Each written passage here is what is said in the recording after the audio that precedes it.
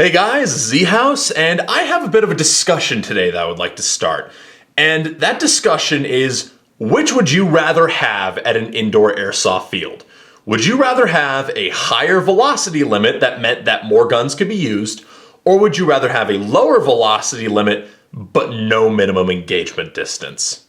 And this is a video that's kind of been a long time coming because it's been a frustration of mine for some time that I'll go to a bunch of fields and they all have a minimum engagement distance, but then they put you in an area that's really close and really tight, and it gets really hard to ever be able to shoot anybody. Because if you actually play aggressively and you're trying to go after the objective, then all you're running into is tight corners, corridors, mazes, and people who are at the end of your barrel. And when you have a 10-foot minimum engagement distance at an indoor field like this, or 15 feet or 20 feet or whatever the minimum engagement is, because if you look at the rule sets for a lot of indoor airsoft fields in the Northeast, you'll see pretty consistently that most of them have some kind of MED. And I think that's a bit silly, personally. Let me explain why. Now to start, I see why these exist. I understand intellectually why there are minimum engagement distances at these fields. The idea is that you want to have a velocity limit that's high enough so that most guns can be used on the field without modification. And that means that in order to facilitate that velocity limit being safe for use and tolerable for a lot of new players who a lot of these fields depend on, you need to have a minimum engagement distance to make sure people aren't getting lit up point blank with something shooting, 400 with .2s. So I understand intellectually.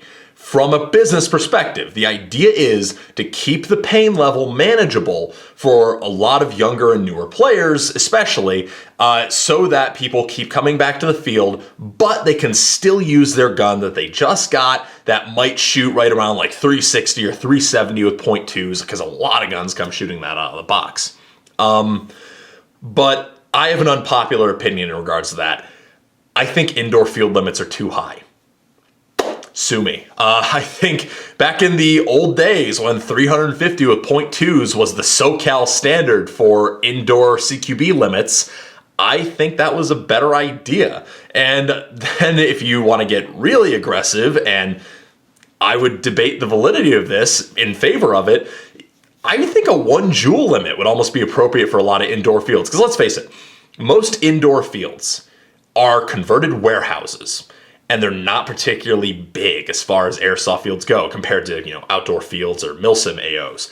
And if you have a gun with a good hop up, even if it's shooting like 280 with .2s, you can still engage out to like 150, 160 feet with that thing. I mean, look at the video we did on the Crytek Alpha. That thing was nailing the 150 foot target every single time. And it shot like 285 with .2s. So I don't really see the need for a higher velocity limit at an indoor field. And I understand from a business perspective, you want people to be able to use their guns on the field without modification.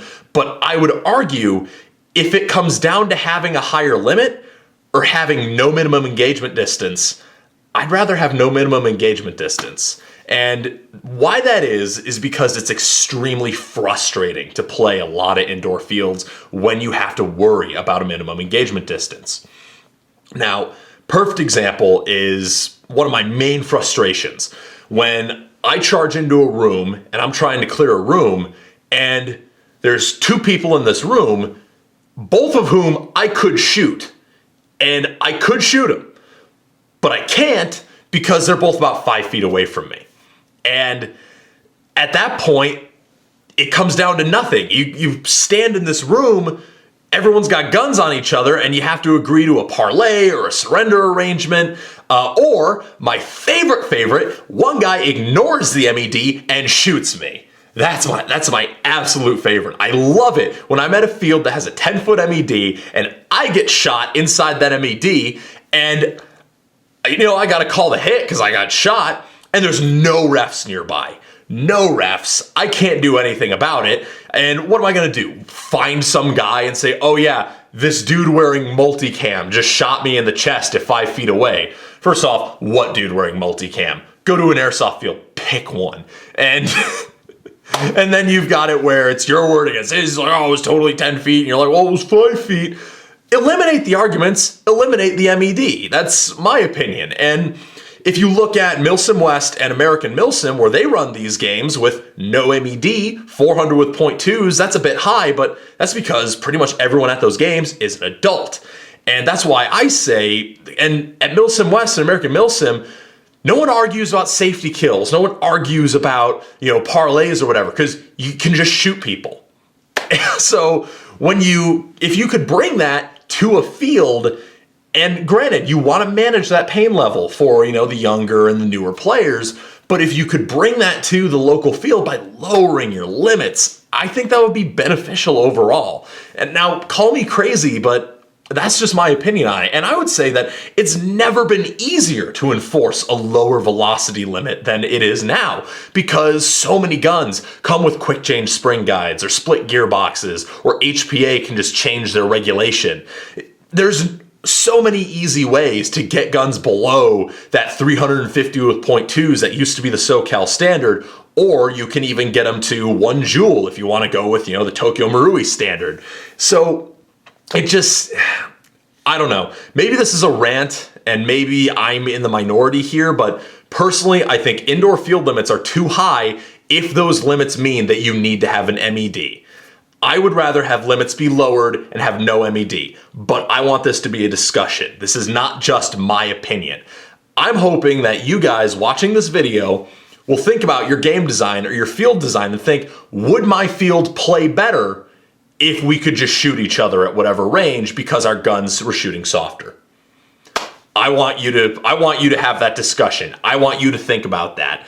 So bring this to your local field, bring this to anyone you know of, propose this question. Say, if our limits were lower, but we had no minimum engagement distance, would you prefer that? Maybe the answer will surprise you. Maybe I'm in the minority. The like-dislike ratio on this bar is probably gonna be all over the place. I don't care. I want to start this discussion. I think that, there's too much lacking discussion about, stuff like this. I think this should be a topic of conversation. So hopefully this will start a little bit of a discussion. Maybe not, probably not, but that's my opinion on it, and that's where my opinion comes from. And again, I intellectually understand why it exists, and I'm not gonna say, oh, I'm gonna stop playing indoor if this doesn't change. Don't assign any melodrama to this. This is simply me posing a question based on playing experience. So I hope you enjoyed this video, and maybe we'll enjoy the discussion to come. Anyways, this is Z House from Gun Gamers, signing off.